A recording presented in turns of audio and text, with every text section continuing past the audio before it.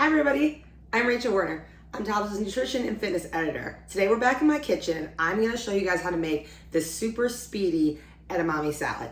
As you know, I love my grab and go salad bags. So this one is more of, it's a really crunchy kit. You could also go like the coleslaw route if you guys prefer that, but we definitely want some cabbage. Mine has a little bit of kale in it, a few carrots. So I'm gonna go ahead and dump that in my bowl. This is gonna be so super easy. And because of the edamame, it's gonna be protein heavy, okay?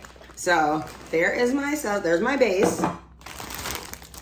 I'm also a big fan of getting ready to eat edamame, okay? Mine are coming from Trader Joe's this week, but you can also find these sometimes already just pre-frozen in the frozen section of major grocery stores as well. Those sometimes, if they're frozen though, you either have to defrost them on your counter at room temperature, probably for about 15 to 20 minutes, or you can also put them in the microwave for like a minute or two, or you can also steam them on the stove as well for a few minutes, okay? But again, if you get the ready to eat kind from any of the grocery stores, those are gonna be in the refrigerated section, and those you can literally just open up and then toss them in whatever you wanna do. Stir fry, salads, whatever, they're ready to go.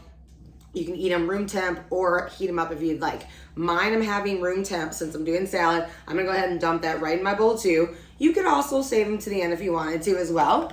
I'm also gonna add a little bit of cucumbers in mine today since we're still like at the end of like summer veggie season at my locals farmers markets. We still have plenty of cucumbers and zucchini and just a lot of other really fresh veggies. So I'm trying to max that kind of stuff out while I can. So you can see, there's my cucumber, my edamame, my salad base. And then I already went ahead and mixed up my dressing that I'm gonna use. So this is a peanut dressing. Now I use peanut butter and a little bit of apple cider vinegar. I also just put a little bit of grapeseed oil in mine. You could also use sesame oil, or you could forgo the oil altogether, okay? You know your exchanges, so just keep track of that. I also put just a dab of maple syrup, okay? But remember, the maple syrup and the oil are actually optional, you know? You could also just do a little bit. That's not even like a full serving. And then just to get a little bit of, you know, tang. I like my sweet and sour mixed together. So I'm going ahead. Mine turned out a little thicker. Remember, the more vinegar you put in, the more oil, if you decide to use it. If you put in a little maple syrup, the more like you might get a little bit more less dense than what mine is, but I wanted mine pretty thick, so I'm gonna mix this all together soon, okay? So you see me, I'm stirring it up. This looks so good. I cannot wait to dig in. I'm famished because I already got my workout in today, so it is definitely lunchtime. But I waited until I had everything to go so I could show you guys my new fave, like quick salad dish that I've been making. Okay, so there, I might add a little bit more before I start eating. But again, you saw me, this is just a teaspoon. I used a teaspoon of dressing, okay? So it doesn't take a lot, especially if it's thicker. A little bit can go a long way, remember? And remember, our condiments, depending on what we're using, especially since mine has peanut butter in it, that is gonna count in regards to our calories, and that can shift your exchanges. So make sure, again, we're keeping track of that kind of stuff. So good, so good. I got a little bit of this on my fingers, so. Okay, I think I'm gonna add a little bit more cucumber on top, just so it looks pretty photogenic. I might have to photograph this when I'm done. Okay, now the finishing touch for mine, so I mix that in. I might put a little bit few more edamame in too.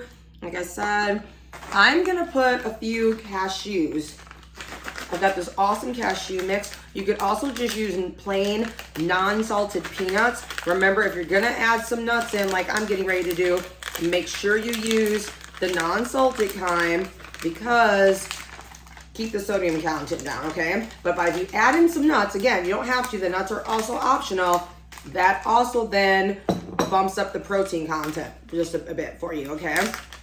Make sure you know whatever nuts you're using, exactly what a serving size is. I wouldn't even do a whole serving size, just enough to add a little bit of crunch, as you can see. So just a few. I probably added about half a teaspoon of cashews to the top of this. Does that look good? I think it looks good. So I'm gonna go eat. Hope you guys have a great rest of the day, and catch me soon because I've got another recipe I wanna share for you soon, right back here on YouTube.